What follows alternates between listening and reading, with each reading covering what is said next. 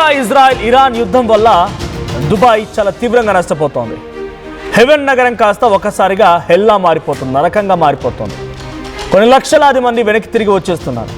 ఇప్పటికే మన భారతదేశానికే చాలా మంది వెనక్కి తిరిగి వచ్చేసారు. ఆల్మోస్ట్ ఆల్ ఒక 50 లక్షల వరకు చేరినట్టుగా తెలుస్తోంది సంఖ్య. సో 5 లక్షల వరకు ఇక్కడ వరకు వచ్చేసారు భారతీయులంతా కూడా. ఇంకా ఈ సంఖ్య పెరిగే అవకాశం ఉంది. సో అక్కడ నుంచి పెట్టుబడులు మొత్తం కూడా దారి మళ్ళుతూ ఉన్నాయి. పెట్టుబడులని సింగపూర్కి వెళ్ళిపోతూ ఉన్నాయి. దుబాయ్ నగరాన్ని మొత్తాన్ని కూడా ఖాళీ చేస్తున్నారు చాలామంది కూడా. సో దుబాయ్లో వరుసగా దాడులు జరుగుతూ ఉన్నాయి.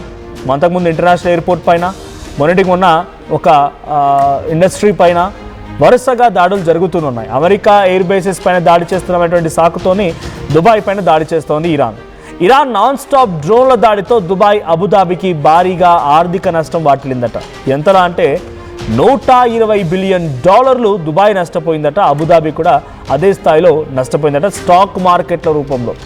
ఇకపోతే ఇండియన్ కరెన్సీలో దాదాపుగా 11.5 లక్షల కోట్లు, అంటే అటు ఇటుగా 12 లక్షల కోట్ల రూపాయలు నష్టపోయిందట. ఇక దుబాయ్లో malls, IT sector, Burj Khalifa, Jumeirah పైన ఇరాన్ వరుసగా దాడులు చేసింది. పొరుగు దేశాలపైన దాడులతో ఇరాన్ హద్దులు దాటుతుందంటున్నారు దుబాయ్ అబుదాబి నేతలు. యుద్ధంలో పాల్గొంటున్న అన్ని దేశాలు ఇంధన మౌలిక సదుపాయాలపైన దాడులకు దూరంగా ఉండాలని పిలుపును కూడా ఇచ్చారు. అమెరికా ఆస్తుల లక్ష్యంగా దాడులు చేస్తున్నామన్న ఇరాన్ ఈ దాడుల్లో విమానాశ్రయాలు, ఇంధన కేంద్రాలు, పోర్టులు, ఇతర మౌలిక సదుపాయాలు కూడా పూర్తిగా దెబ్బతిన్నాయని చెప్పి దుబాయ్ అబుదాబి నేతలు అంటున్నారు. ఇక ఇలాంటి దాడులు మానుకోవాలని దుబాయ్ అబుదాబి నేతలు హెచ్చరించారు. ఇరాన్కు ఒక రకమైన వార్నింగ్ కూడా ఇచ్చారు. సో ఇక్కడ the first and foremost statement ఏంటంటే Qatar and Dubai UAE says Iran attacks on neighbors caused many red lines. చాలా వరకు హద్దులు మీరి ప్రవర్తిస్తూ ఉన్నారు, అనేక రెడ్ లైన్స్ క్రాస్ చేసింది ఇరాన్ అనే రకంగా మాట్లాడుతున్నారు. Qatar's ministry of foreign affairs spokesperson, ఇక్కడ మీకు కనబడుతున్న వ్యక్తి Majid Al Ansari. So Qatar foreign affairs spokesperson ఆయన.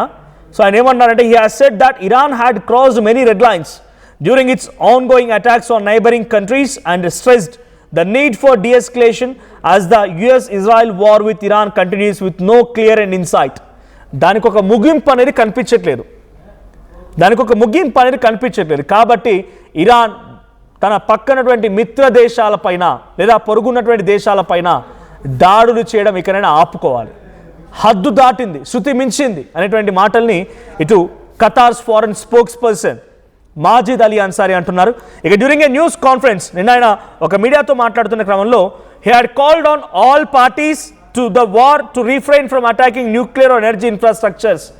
సో ఆయన ఆల్ పార్టీ మీటింగ్ అనౌన్స్ చేసి ఆయన అక్కడ నుంచి మీడియా కాన్ఫరెన్స్లో మాట్లాడుతూ ఆయన ఏం చెప్తున్నారంటే ఎనర్జీ ఇన్ఫ్రాస్ట్రక్చర్ పైన మౌలిక సదుపాయాల పైన అక్కడి ఆయిల్ రిఫైనరీస్ పైన దాడి చేయడం మానుకోవాలి. ఇట్స్ బిగ్గెస్ట్ డెడ్లీ వార్నింగ్ అని కూడా చెప్పారు ఆయన.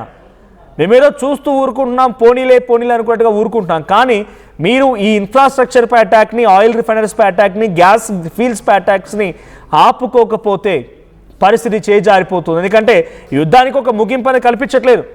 There is no end to this war in sight. కనీసం కనుచూపు మేరలో కూడా ఆ యుద్ధానికి ముగింపు కనబడడం లేదు. కాబట్టి మీరు ఈ దాడిని ఆపుకోవాలని ఇరాన్ హెచ్చరించాడు ఆయన. Since the US and Israel launched joint attacks on Iran at the end of February, Iran has targeted various regional countries.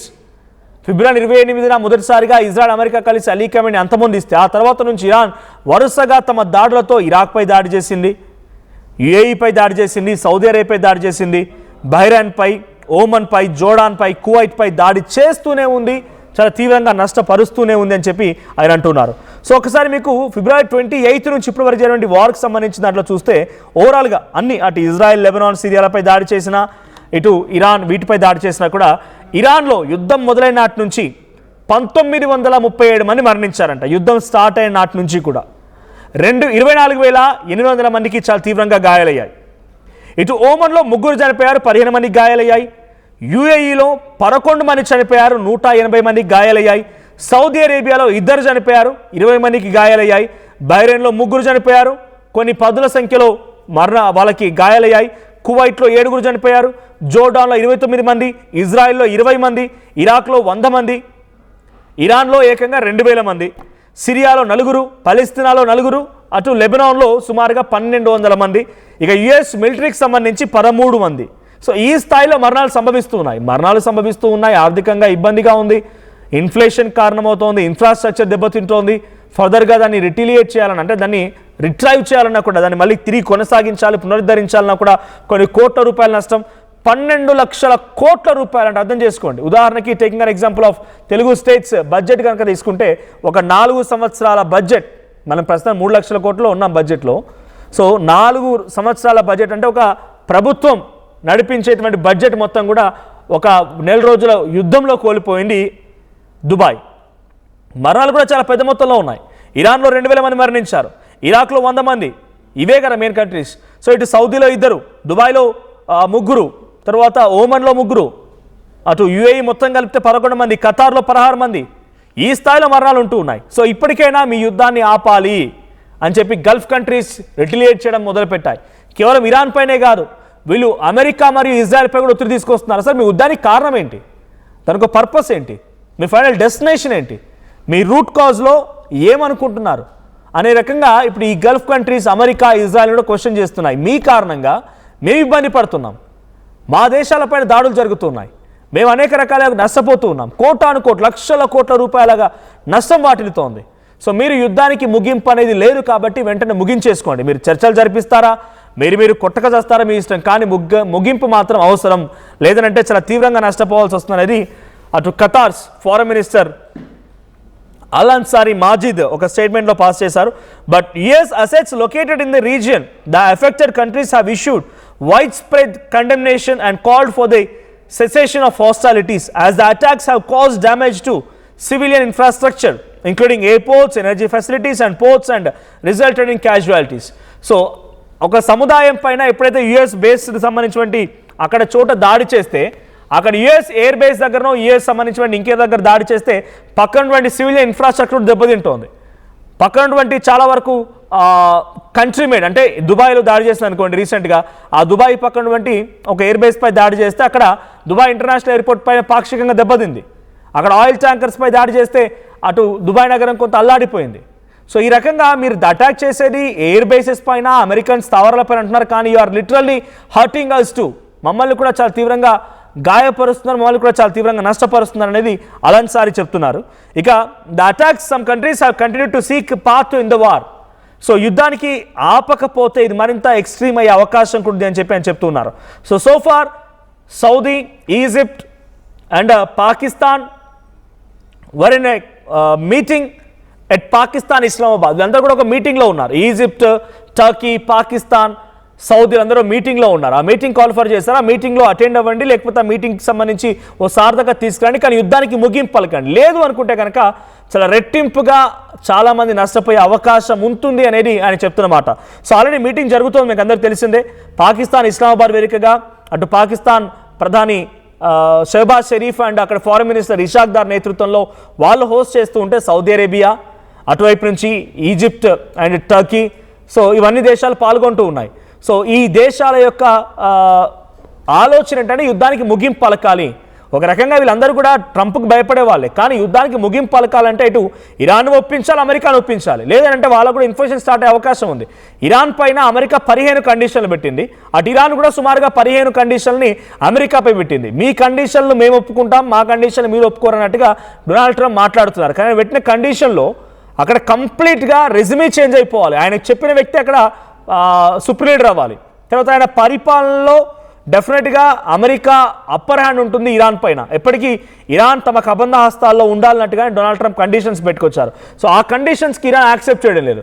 So far JD Vance వస్తారు ఇరాన్ నుంచి, పెజెస్కియన్ వస్తారు ఇరాన్ నుంచి, అబ్బాస్ అగార్చి వస్తారు, అందరూ కూడా మీటింగ్లో కూర్చుంటారన్న మాటని పాకిస్తాన్ ఆశాభావం వ్యక్తం చేస్తోంది. కానీ ఎంత మేరకు సఫలీకృతం ఉందో చూడాలి.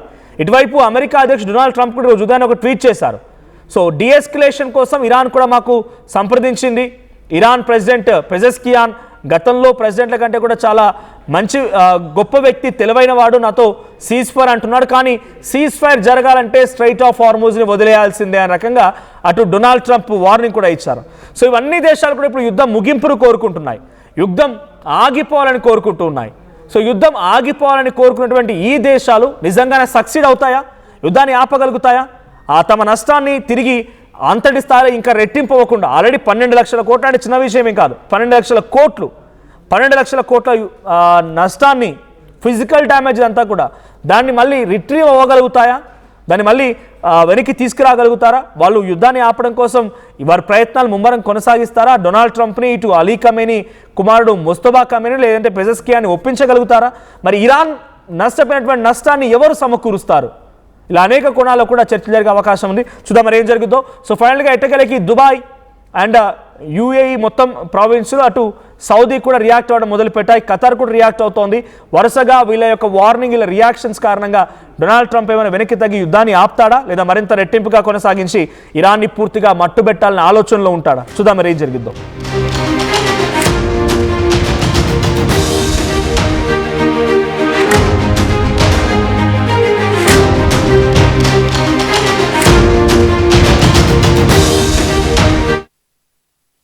+148 student-led startups, 11 exited startups, 12 cash flow positive startups. KL deemed to be university.